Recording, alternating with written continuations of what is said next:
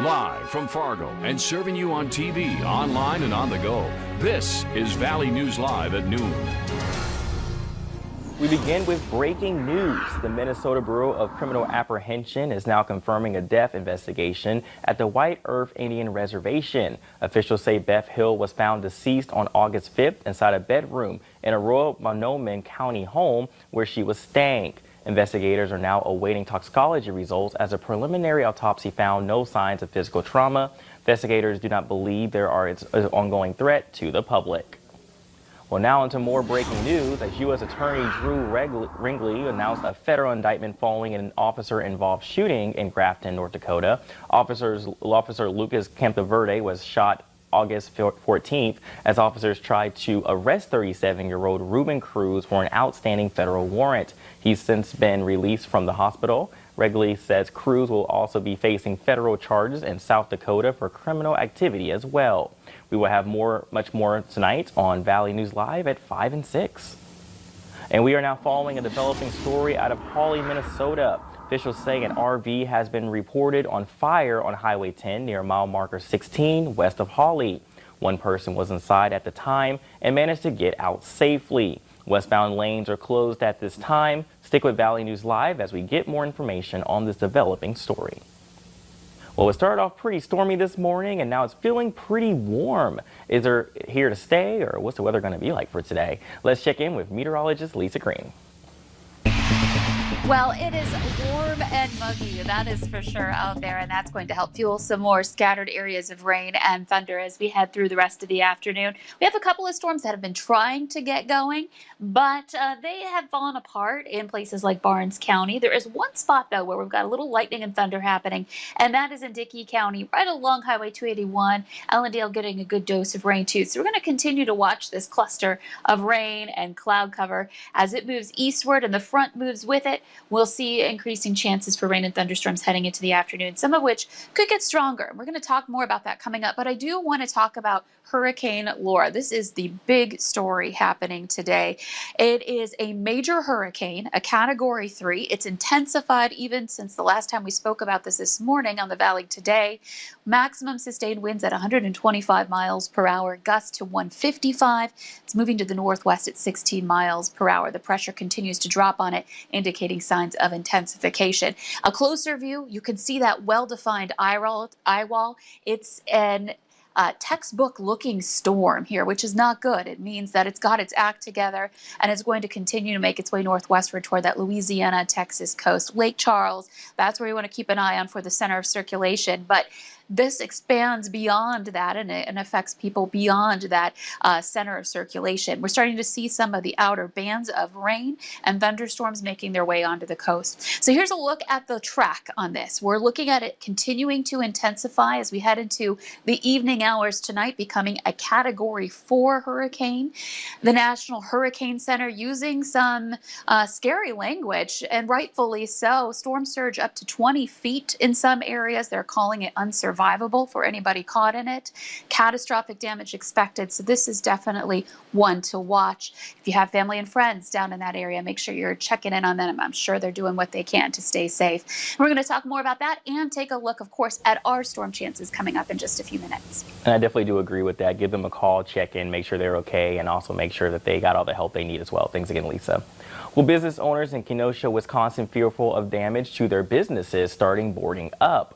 Many of them were hoping for the best, but preparing for the worst, boarding up their businesses for the past 3 nights. Protests in the wake of the police shooting of Jacob Blake have turned violent. Local business owners are hoping to save what they have or salvage what's left.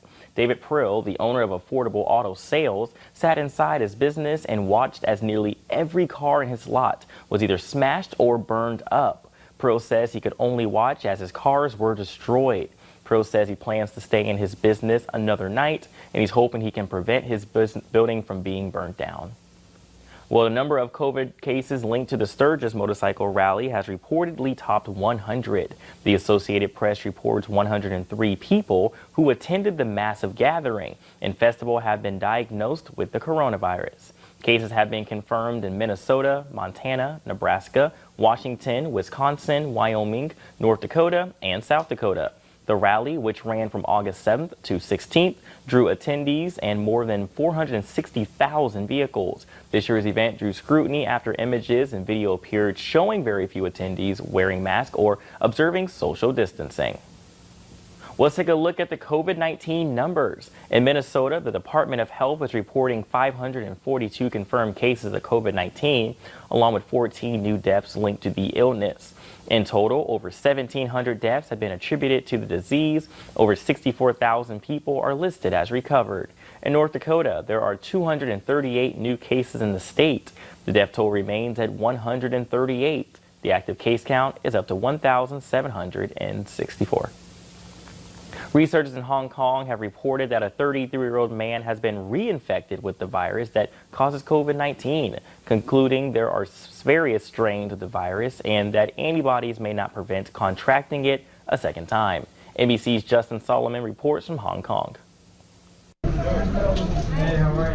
Many believe that patients who recovered from COVID-19 have a certain immunity against reinfection because of antibodies that develop. Well, now researchers at Hong Kong University have confirmed that reinfection can in fact occur. A 33-year-old male who was returning here to Hong Kong from Spain with no symptoms was tested at the airport because of re-entry rules, and sure enough, 4.5 months after his first infection, he tested positive for COVID-19 for a second time. One of the questions is whether this is a new infection or just remaining remnants from the first infection. So what we did was we compared the viral genomes between the first and the second virus, and we found that the second virus was actually different from the first virus. So what does that mean? Well, the researchers say there are in fact various strains of the virus, and antibodies build up from one may not be strong enough to prevent someone from getting the virus a second time. At least from this case, we learned that after natural infection, the immunity may not be very long lasting and reinfection can still occur, although in this case was mild. So we should not rely on natural immunity to achieve so-called herd immunity. Dr. Kai Wang Tu says the viral load in this particular patient was at the moderate level, meaning it could actually be transmissible to others. Well, for the first time, McDonald's is spicing up a classic fan favorite, spicy chicken McNuggets and mighty hot sauce. McDonald's is also introducing a new Chips Ahoy McFlurry, featuring vanilla soft serve caramel topping and Chips Ahoy cookie pieces. Making me really hungry. Both will be available September 16th for a limited time at participating restaurants nationwide. Popular car maker Honda will be paying the state of Minnesota $1.5 million in a settlement over defective airbags. Attorney General Keith Ellison says that payment is part of an $85 million settlement split between 48 states. Settlement says Honda failed to tell regulators and consumers about defective airbags put in vehicles that could pose a serious injury to drivers. Those defective airbags resulted in 14 deaths and more than 200 injuries in the U.S. alone. Since 2008, Honda has recalled approximately 12.9 million Honda and Acura vehicles that were equipped with the defective bags. Well, coming up at noon, see how a barbershop creates an inclusive environment for several of their patrons. And will the weather finally cooperate with us today? It was muggy earlier, it probably still feels the same way. Weather up next to plan your day.